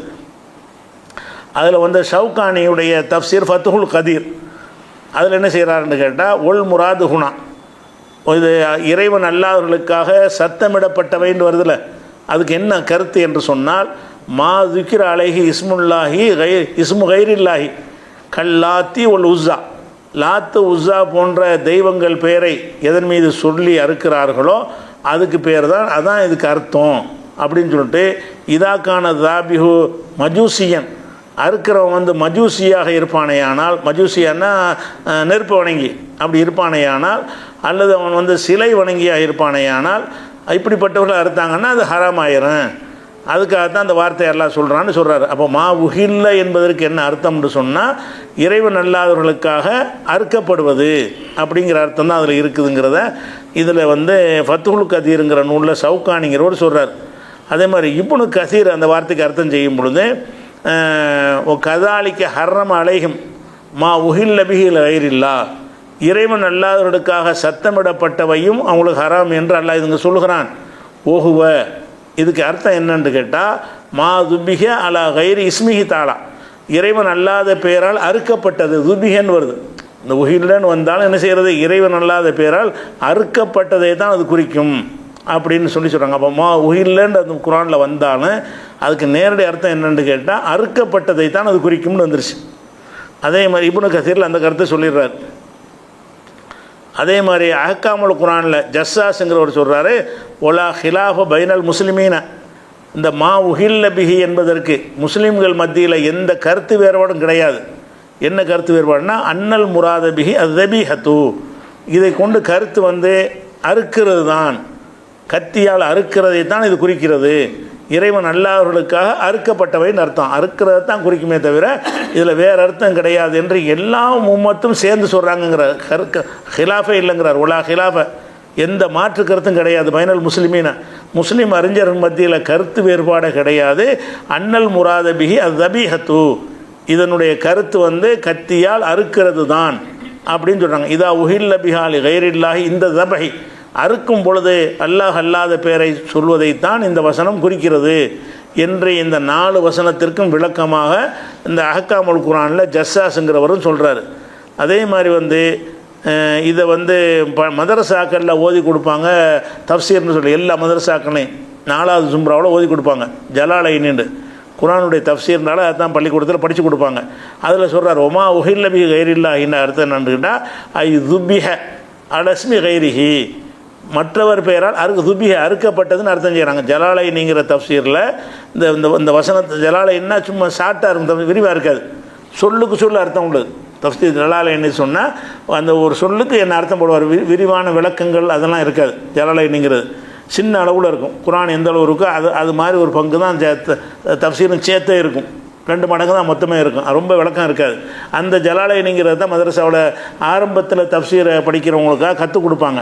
அந்த கித்தாபில் என்ன இருக்குன்னு கேட்டால், ஒமா உஹில்ல பிஹில் கைரில்லா என்றால் ஐன்னா அதாவது விளக்கம் என்னன்னு கேட்டால், துபிஹ அலஸ்மி கைரிஹி, அல்லாஹ் அல்லாதவருடைய பேரை சொல்லி அறுக்குதல் தான், அறுக்கப்பட்டதை தான் இது குறிக்கும் அப்படின்னு ஜலாலைன்னு சொல்லிடுறாரு.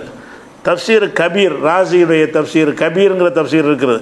அப்போ அதில் என்ன செய்கிறாங்க, ஒமா உஹில்ல பி கைரில்லா என்று சொன்னால் யானி மா துபிஹலில் அஸ்னாம், சிலைகளுக்காக அறுக்கப்பட்டவை தான் அதை குறிக்கும், எல்லாமே அறுக்கப்பட்டது தான் குறிக்கிறது.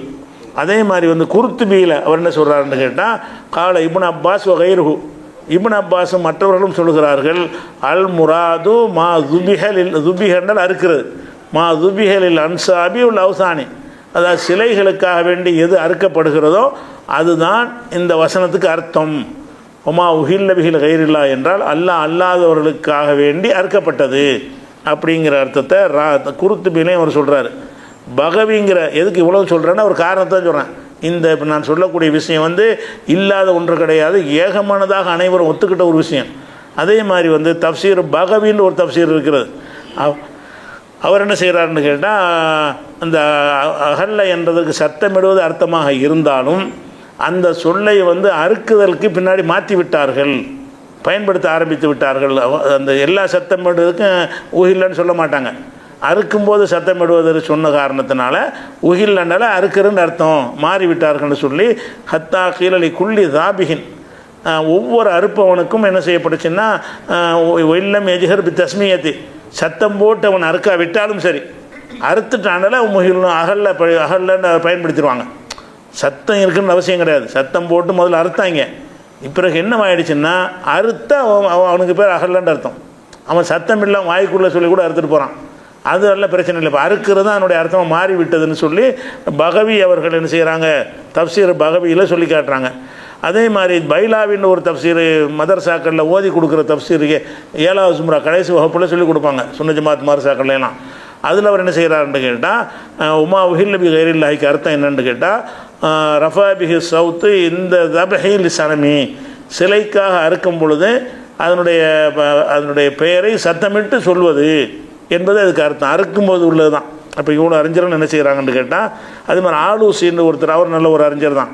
அவர் என்ன செய்கிறாருன்னு கேட்டால் ஒமா உஹில் கைரில்லாஹி என்று சொன்னால் மா வக முத்தலப்பிசம் பி தபஹி சவுத்துல் கைரில்லா, அல்லாதவர்களுக்காக வேண்டி அறுக்கும்போது சத்தத்தை போடுவதைத்தான் அது குறிக்கும் அப்படின்றார். அப்போ இந்த குர்ஆனில் அல்லாஹ் ஹராம் ஆக்கும்போது என்ன வார்த்தையை பயன்படுத்துகிறான்னு கேட்டால் இறைவன் அல்லாதவர்களுக்காக அறுக்கப்பட்டவைங்கிறத அதுக்குரிய ஒரு சொல்லைத்தான் பயன்படுத்தலாம். அப்போ அறுக்கப்பட்டதுங்கிறது எதுக்கு வரும்? இப்போ நம்ம நடைமுறையில் நம்ம இது வரைக்கும் நம்ம என்ன மாதிரி நம்ம விளங்கி வைத்திருக்கிறோம் என்று கேட்டால் அறுக்கிறது இல்லாமல் பூஜை படையெல்லாம் செய்கிறாங்கல்ல, அதெல்லாம் இதை கட்டுப்படுத்தும் நம்மளும் சொல்லியிருக்கிறோம் கடந்த காலங்களில். இப்போ ஒரு படையல் செய்கிறாங்க, பூஜை செய்கிறாங்கன்னு வைங்களேன், அது உயிரினமாக இருந்தால் அறுக்கிற பிரச்சனை வரும். உயிரினம் இல்லாமல் ஒரு சர்க்கரை, ஒரு பொரி, ஒரு பொங்கல் ஏதோ ஒன்று செய்கிறாங்கன்னு வைங்க, இது இறைவன் அல்லாதவர்களுக்காக வேண்டி அவங்க சொன்னாலும் அதில் அறுத்தல் வரல. அல்லாஹ் சொன்னது அறுக்கிறத தான் சொல்கிறான். அல்லாஹ் சொல்லுவது எதை சொல்கிறான்? இறைவன் அல்லாதவர்களுக்காக அறுத்தது ஹராம் என்று சொன்னால் நீங்கள் நான் ஏற்கனவே 2வது நாள் உரையில் உங்களுக்கு சொல்லியாச்சு. என்ன சொல்லியாச்சு? ஹராம் என்று ஒன்றை சொல்வதாக இருந்தால் அதுக்கு தெளிவான ஆதாரம் இருக்கணும். அல்லாஹ் ஒன்றை ஹராம்னு சொல்லாமல் நம்மளாக அதை ஹராம்னு சொன்னால் அது பெரிய பயங்கரமான குற்றத்தில் வந்துடும். அல்லாஹ்வுடைய அதிகாரத்தை நம்ம கையில் எடுத்ததாக வந்துவிடும். அப்போ அல்லாஹ் இந்த வசனத்தை வைத்து நம்ம உள்பட இந்தியாவில் உள்ள பெரிய அனைத்து உலமாக்கணும், அனைத்து குரூப்புகளும், அனைத்து உலமாக்கணும்னா 72 கூட்டமும் சேர்ந்து இந்தியாவில் தான், இந்தியா பாகிஸ்தானில் உள்ளவங்கள்லாம் இது அந்த படையல் பூஜை செய்கிறாங்கல்ல அதையும் குறிக்குங்கிறாங்க. அதை குறிக்குங்கிறதுக்கு என்ன ஆதாரம்? குர்ஆனில் அறுக்கிறத அவங்களுக்காக அறுத்தா தான் அல்ல ஹராம்ங்கிறான். அறுக்குதல் என்பதில் ஒரு செயல் அங்கே இருக்கிறது. பிஸ்மில்லான்னு சொல்லி வச்சு என்ன செய்கிறது அறுக்கும்போது, அல்ல ஒரு லாத்து உசான்னு சொல்லி அறுக்கும்பொழுது அதன் மீது ஒரு மனிதனிடமிருந்து ஒரு செயல் அதில் நிகழ்கிறது. அதை அல்ல ஹராம் ஆக்கிட்டான். அது உயிரினம் எனக்கு உள்ள சொந்தமான உயிரினம், அதை எப்படா நீ வேற ஆள் பேரை சொல்லி அறுப்ப அப்படிங்கிற ஒரு கோபத்தில் தான் நல்லா என்ன செய்கிறான், அதை ஹராம் ஆக்கிட்டான். அதை ஹராமாக்கி இருக்கும்போது அதில் இதெல்லாம் அடங்கும்னு யாராவது சொல்லுவார்களே, ஆனால் எதை வச்சு அடங்குங்கிறீங்க? அடங்குமா இருந்தால் நல்லா இந்த வார்த்தையை போடுறான். அறுக்கிறது எதுக்கு போடுறான்? இறைவன் அல்லாஹ்வுக்காக பூஜை செய்யப்பட்டது, படைகள் செய்யப்பட்டதுன்னு வார்த்தையை போட்டிருப்பானே. அறுக்குதல் என்ற வார்த்தை எல்லாம் பயன்படுத்தி இருக்கும் பொழுது இந்த வசனம் எதை குறிக்காது? இந்த அறுக்கப்படாமல் பூஜைலாம் செய்கிறாங்கல்ல, ஒரு சாமிக்கு படையல் பண்ணுறாங்க, அது பண்ணுறாங்க, வாழைப்பழம் தேங்காய் ஏதாவது பூஜை செய்கிறாங்கல்ல, இதுகள்லாம் இந்த வசனத்தை கொண்டு ஹராமாக்க முடியுமான்னா முடியாது. இந்த வசனத்தை கொண்டு தான் ஹராமாக்குறாங்க. இந்த வசனத்தை காட்டித்தான் இறைவன் அல்லாதவர்களுக்கு நம்ம கூட படையல் செய்யப்பட்டவன்னு போட்டிருப்போம். அதெல்லாம் திருத்தி எழுத வேண்டியிருக்கு. என்ன கேட்டால் எந்த ஒரு தஃப்சீர்லையும் எந்த ஒரு அறிஞரும் இந்த அகல்ல என்பதற்கு அறுத்தல் என்பதை தவிர வேறு அர்த்தம் கொடுக்கவே இல்லை. கருத்து வேறுபாடு இல்லைன்ட்டாங்க. இந்த அகல்லங்கிற வார்த்தைக்கு அகல்ல உகில்ல, அகல்லன்னா செய்வினை, உகில்லன்னா செயற்பாட்டு வினை. எந்த ஒரு அறிஞருமே இது அறுப்பதைத்தான் இந்த சொல்லு குறிக்கும், அறுப்பதை தவிர வேறு அர்த்தமே இது கிடையாது அப்படின்னு சொன்னால் அல்லாஹ் எதை இங்கே ஹராமாக்குறான்? உயிரினங்களை அறுக்கும் பொழுது அல்லாஹ்வுடைய பேரனை சொல்லணும். உயிரினங்களை அறுக்கும் பொழுது வேற ஒரு ஆட்டை அறுக்கும் பொழுது அப்துல் காதர் ஜிலானி பெயரால், நாகூர் ஆண்டவர் பெயரால், அல்லது அந்த காளியம்மா பெயரால், மாரியம்மா பெயராலன்னு இப்படி சொல்லி அறுத்தாயானால் அப்போ இறைவன் அல்லாஹ்வுகளுக்கு நீ அறுத்தால் அது என்னவாயின, அது ஹராமாகிவிடும். முறைப்படி அறுத்தா கூட, ரத்தங்கள்லாம் ஓட்டப்பட்டாலும் கூட நீங்கள் வேற ஆள் பேரை சொல்லிவிட்டு அது என்னவாயிரும், ஹராமாயிரும்னு இந்த வசனம் எல்லாம் சொல்லப்படுது. அப்போ இந்த வசனத்தில் உள்ள விஷயம் என்ன சொல்லுதோ அதுதான் சட்டம். அது சொல்லாத ஒன்றை நம்ம ஒரு விளக்கமாக சொல்வோமேயானால் அது நம்ம அல்லாஹ் சொல்லாததை சொன்னதாக ஆகிரும். எந்த ஒன்றுக்கும் ஹராம் ஆக்குறதுக்கு தெளிவான ஆதாரம் இருக்கணும். ஹலால் ஆக்குறதுக்கு கூட தெளிவான ஆதாரம் தேவையில்லை.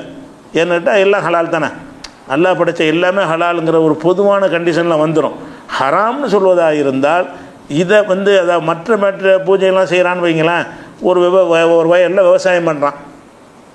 விவசாயம் பண்ணுற எல்லாருமே அதுக்கு ஒரு பூஜை செஞ்சுட்டு தான் விவசாயம் பண்ணுவான், விளங்குதா?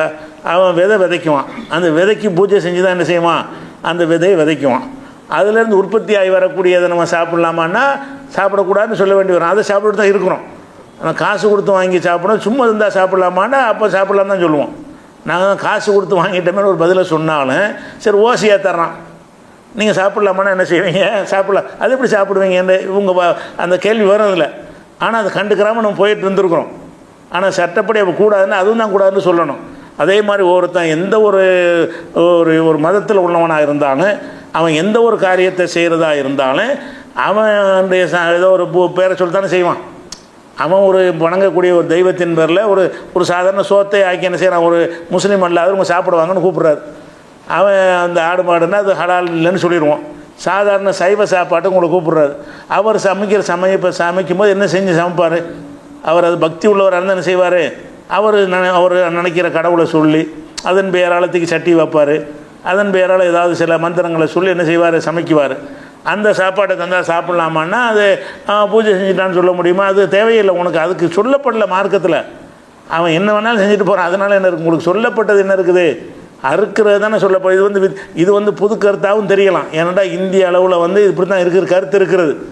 ஆனால் இந்த கருத்தை இப்னு தைமியா மாதிரி ஆட்கள் அன்றைக்கே சொல்லியிருக்கிறாங்க. இதை புதுசாகலாம் சொல்லலை. தமிழ் உலகத்துக்கு இந்திய உலகத்துக்கு தான் இது புதுசாக தெரியுமே தவிர இதே கருத்தை இப்னு தைமியா மாதிரியான அறிஞர்கள், இப்போ வாழக்கூடிய உசைமீன் மாதிரியான சவுதியோட அறிஞர்கள்லாம் கூட அது அறுக்கிறது தான் குறிக்கும். அறுக்கிறது இல்லாமல் காவிர்கள் தரக்கூடியதை நம்ம என்ன செய்யலாம், அவங்க பண்டிகை திருவிழாக்கள் எதற்கு தந்தாலும் வாங்கி சாப்பிட்லான்னு இருக்கிறாங்க. யார் சொல்லியிருக்கா, இப்னு தைமியா சொல்லியிருக்கிறார். நம்ம அது கூட நம்மளும் சொல்லிகிட்டு இருந்தோம். ஆனால் நம்ம என்ன செய்கிறோம்னு கேட்டால் தேடி பார்க்கும், இந்த தலைப்பை எடுத்ததுனால மற்றவங்களும் அதை பற்றி என்ன சொல்லியிருக்கிறாங்க, இது ஆய்வு என்னென்ன செய்யப்பட்டிருக்குன்னு தேடி பார்க்கக்கூடிய நேரத்தில் தான் அதில் வேறு வேறு விஷயங்கள்லாம் நம்ம தெரிய வருகிறது. அதில் என்ன வருதுன்னு கேட்டால், உதாரணமாக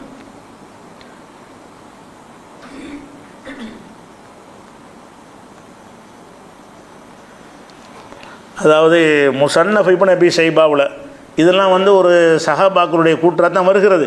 ஆனால் அவங்க புரிஞ்சது ஆதாரத்தின் அடிப்படையில் உள்ளதாக இருக்கனால எடுத்துக்காட்டுறோம். அதாவது இந்த கருத்து அன்றைக்கி இருந்ததில்லை. சஹாபாக்கள்கிட்ட என்ன செஞ்சதில்லை, இந்த உயிரினங்களை தவிர மற்ற விஷயங்களுக்கு இந்த ஒரு டாப்பிக்கே இருந்ததே கிடையாது. நம்ம தான் இருந்தால் நினைத்து கொண்டு பிரச்சாரம் பண்ணிக்கொண்டும் நம்பிக்கொண்டு இருந்தோம். ஆனால் அப்படி ஒரு கருத்து கடந்த காலத்தில் இருந்திருக்காண்டா இருக்கவே கிடையாது.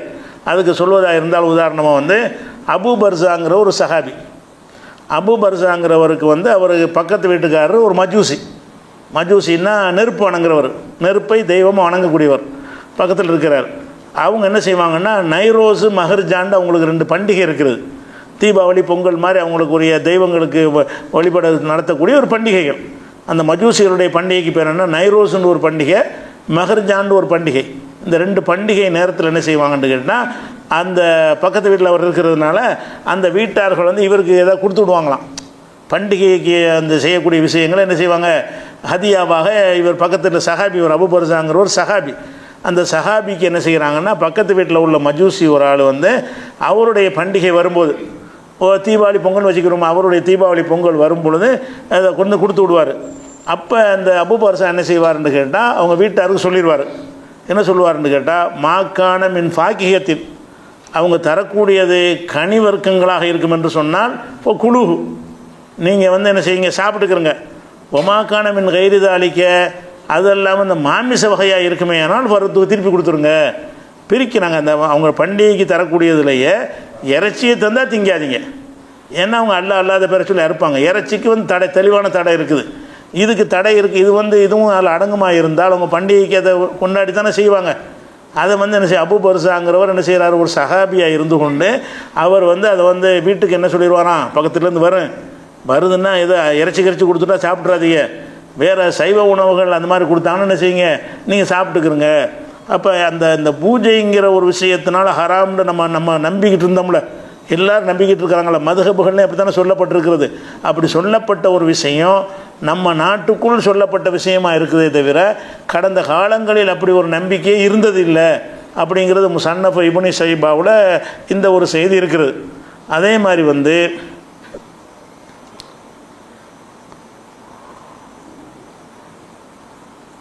ஆயிஷா நாயகி சம்மந்தமாக ஒரு ஒரு விஷயம் வருது. என்ன வருதுன்னு கேட்டால், ஆயிஷா நாயகிட்ட ஒரு அம்மா வந்து கேட்குறாங்க.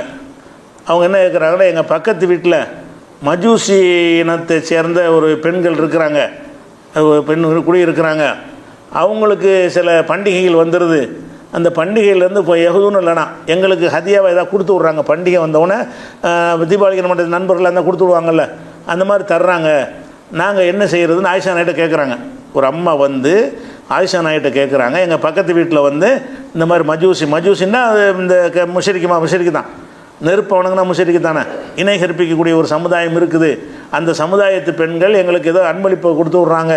ஹதியாவா எப்போ கொடுக்குறாங்கன்னா, அந்த பண்டிகை தினத்தில், அந்த திருவிழாக்கள் கொண்டாடுவாங்கள்ல, அந்த பண்டிகையில் தான் இதெல்லாம் பூஜைலாம் நடக்கும், அதை கொடுத்து விட்றாங்க, நாங்கள் சாப்பிட்லாமான்னு சொன்னோன்னே அப்போ ஆயிஷா நாய் பதில் சொல்லி அனுப்புகிறாங்க.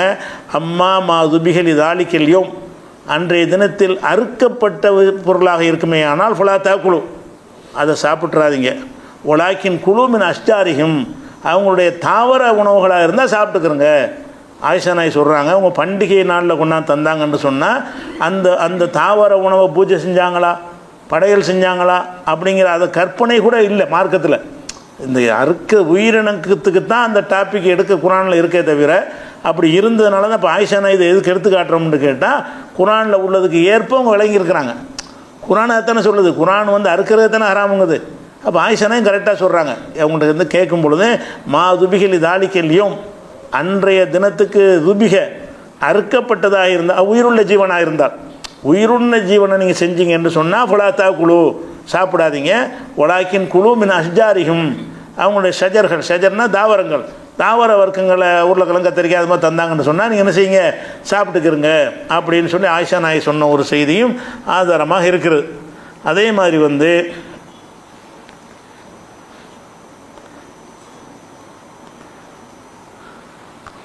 இந்த சாலிஹ் இப்னு உஸைமீன் இருக்கார்ல, இப்போ வந்து சலஃபில் முக்கியமான ஒரு அறிஞராக இருக்கார், இப்போ இருக்கிறார்.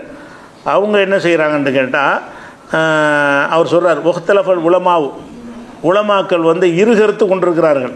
இதில் ஃபீமா இதா உஹுதிய இலைக்க அஹ்தா இலைக்க அஹதுமின் கைரில் முஸ்லிமீன ஹதியத்தன் பி முனாசபத்தி ஆயாதியும், அவங்களுடைய பெருநாள் போன்ற நாட்களில், பெருநாள் திருநாள் போன்ற நாட்களில் முஸ்லீம் அல்லாதவர்கள் உங்களுக்கு ஒன்றை ஹதியாவாக தந்தால் அதை சாப்பிடலாமா என்பதில் வந்து அறிஞர்கள் வந்து கருத்து வேறுபாடு கொண்டிருக்கிறார்கள். சாப்பிடலாம் என்று சொன்னவர்கள் இருக்கிறார், அவர் சொல்கிறார், சாப்பிடலாம் என்று சொன்னவர்கள் இருக்கிறார்கள், சாப்பிடக்கூடாது என்று சொன்னவர்கள் இருக்கிறார்கள். ஃபமினல் உலமாய் மண்கால லா யஜூஸ் யுக்பல ஹதியத்தும் ஃபி ஆயாதியும், அவங்களுடைய பண்டிகை மற்ற நாளில் உள்ள அன்பளிப்பை வாங்கிக்கிறலாம். பண்டிகை நாட்கள்னால் படையல் கடையில் செஞ்சுருவாங்கல்ல, அதை வந்து வாங்கக்கூடாது என்று சொன்ன உலமாக்களும் இருக்கிறார்கள். ஃபமினல் உலமாய், சில உலமாக்கள் இருக்கிறார்கள், லா யஜூஸ் யுக்பல ஹதியத்தும் ஃபி ஆயாதியும், அவங்களுடைய பண்டிகை நாளில் அவங்களுடைய இதை வந்து வாங்கக்கூடாது என்று சொன்னவங்க இருக்கிறார்கள். ஏனென்று கேட்டால் அன்னது அளிக்க உண்வானு ரிலாபிகா, அதை நம்ம பொருந்தி கொள்வதாக ஆகிவிடும். அல்லா தடுத்தான்லாம் ஆதாரம் காட்டல, நம்மளை அதை ஏற்றுக்கிட்ட மாதிரி வந்துடும்னு காரணம் காட்டுறாங்களாம். ஓ மின்ஹும் ஐய கூடு லாபாசபிஹி, அதில் வந்து தவறே இல்லை என்று சொல்ல அறிஞர்களும் இருக்கிறார்கள். அறிஞர்களில் இரு சாராராக இருக்கிறாங்களாம். வலாக்குல்லி ஹாலின், எந்த ஒரு நிலையில் இருந்தாலும் இதாலமி குன்ஃபீதாலிக்க மகளூருன் ஷரையன், மார்க்க சம்பந்தமாக தடை செய்யப்பட்ட ஒரு விஷயம் ஒரு இருக்கும் என்று சொன்னால் அது வந்து நம்ம எடுத்துக்கொள்ளக்கூடாது, மார்க்க தடை செய்யப்பட்டது. அப்படி இல்லைன்னு சொன்னால் ஃபலா பாசஃபில் கபூல், அதை ஏற்றுக்கொள்வது தப்பு இல்லை, இருந்தாலும் அதை தவிர்ப்பது சிறந்தது. உசைமின் என்ன சொல்கிறாருன்னு கேட்டால், ரெண்டு கருத்து இருக்கிறது. ஒரு கூடாதுன்னு சொல்கிறவங்க கூட என்ன செய்யலை, இந்த உயிரில் கொண்டாந்து ஆதாரம் காட்டல, இந்த மாவு குரான் நல்லா தடுத்துனாலும் ஆதாரம் காட்டல, நம்ம அதை வாங்கிட்டோம்னா நம்ம அதை அங்கீகரித்த மாதிரி வந்துடுமே, அப்படி சொந்த காரணம் சொல்கிறாங்க. நம்ம அதை வாங்கிட்டோம் என்று சொன்னால் அந்த பண்டிகை அதுக்கு சொல்லக்கூடிய காரணம் அதையெல்லாம் நம்ம ஏற்றுக்கிட்டோன்னு வந்துடுமே அப்படின்னு காரணம் சொல்லி தான் ஹராமாக்குறாங்க. மற்ற சிலர் என்ன செய்கிறாங்கன்னா, அது நீங்கள் ஹராமாக உங்களுக்கு அதிகாரம் கிடையாது, நம்ம செஞ்சு வாங்கிக்கிறலான்னு சொல்கிறாங்க. ரெண்டையும் அவர் சொல்லிவிட்டு, அதனால் நீங்கள் வந்து இப்போ அவங்க பண்டிகை நாட்களில் தந்தால் நீங்கள் வாங்கி கொள்ளலாம், ஆனால் வாங்காமல் இருப்பது பெட்டருங்கிறார். அதாவது கூடும் தான், இருந்தாலும் ஒரு மனசுக்கு உறுத்தல் இருந்தால் என்ன செஞ்சுக்கிறங்க, தவிர்த்துக்கிறங்கன்னு உசைமின் என்பவர் அவர் சொல்கிறார். அதே மாதிரி வந்து இப்னு தைமியா என்ன செய்கிறாருன்னு கேட்டால், அவர் ரொம்ப விவரமாக இந்த விஷயத்தை விளக்குறார். ஆரம்பிச்சா சரி, இது சம்மந்தமாக கூடுதலாக விஷயமெல்லாம் இருக்கிறது. இப்னு தைமியா மட்டும் சொல்லி முடிச்சிடுவோம். இப்னு தைமியா என்ன சொல்கிறாருன்னு கேட்டால், அவங்களுடைய பெருநாள் தினத்தில் அம்மா கபூலுல் ஹதியத்தி மின்ஹும் யோம் ஈதிஹிம், ஈதுடைய நாளில் அவங்களுடைய பெருநாள் தினத்தில் இதெல்லாம் பொருள்களை அவங்க தரக்கூடியதை பெற்றுக்கொள்வது இருக்குது. நாம் ஏற்கனவே நம்ம சொல்லி இருக்கிறோம். அவர் சொல்கிறார், அலி ரலியல்லாஹு அன்ஹு அவர்கள் வந்து நைரோஸ் பண்டிகைக்கு அவர்கள் கொடுத்து விட்ட ஹதியாவை வாங்கி ஏற்றுக்கொண்டிருக்கிறார்கள். அலி என்ன செஞ்சுருக்கிறாங்க, வாங்கியிருக்கிறாங்க அப்படின்னு சொல்கிறாரு. அதே மாதிரி ஆயிஷா நாயகி சொன்ன சம்பவம் சொன்னோம்ல, அந்த அதிசயம் எடுத்து காட்டுறாரு. ஆயிஷா நாயகியும் இணைஞ்சிருக்கிறாங்க, அவங்களுடைய தாவர உணவுகளை வாங்கிக்கிறங்க, அறுக்கிற உணவை மட்டும் வாங்காதீன்னு சொல்லியிருக்கிறார்கள்னு சொல்கிறார். அதே மாதிரி வந்து அபு பர்சாவுடைய சம்பவத்தையும் சொல்கிறார். இதெல்லாம் சொல்லிட்டு என்ன செய்கிறாருன்னு கேட்டால், ஃபஹாதா குல்லுஹு எதுல்லு, இவற்றிலிருந்து நமக்கு தெரிய வருவது என்ன என்று கேட்டால், அலா அன்னஹு லா தஅசீர லீது, அவன் கொண்டாடுகிற பண்டிகை என்பது எந்த ஒரு தாக்கத்தை நமக்கு ஏற்படுத்தாது. ஃபில் மன்ஐ ஃபி மின் குபூலி ஹதியத்திஹிம், அவங்களுடைய ஹதியாவை மறுப்பதற்கு அது போதுமான காரணமாக இருக்காது. பல் ஹுக்குமுஹா ஃபில் ஈதி வகைரிஹி சவாவுன், அது பெருநாளாக இருந்தாலும் சரி, அவனுடைய திருவிழா இல்லாத நாளாக இருந்தாலும் சரி, சட்டம் ஒரே பொதுவானது தான். பெருநாளைக்கு மட்டும் வாங்காத, மற்ற நாளில் வாங்கிக்கன்னு சொல்வதற்கு எந்த ஒரு முகாந்திரமும் இல்லை. என்னஹூ லைசபி தாலிக்கு யானத்துள்ளகும் அல்லா ஷாயிரி குஃபுரியும், இப்படி வாங்கி கொள்வதனால அவங்களுடைய குஃபுருக்கு நம்ம சப்போர்ட் பண்ணோன்ற அர்த்தம் வராது. இப்னு தீமியா சொல்கிறார், வாங்கிக்கிட்டதுனால அவங்க குஃபுருக்கு நம்ம சப்போர்ட் பண்ணோன்ற அர்த்தம் வராது அப்படின்னு சொல்லி இப்னு தீமியாவும் சொல்கிறார்.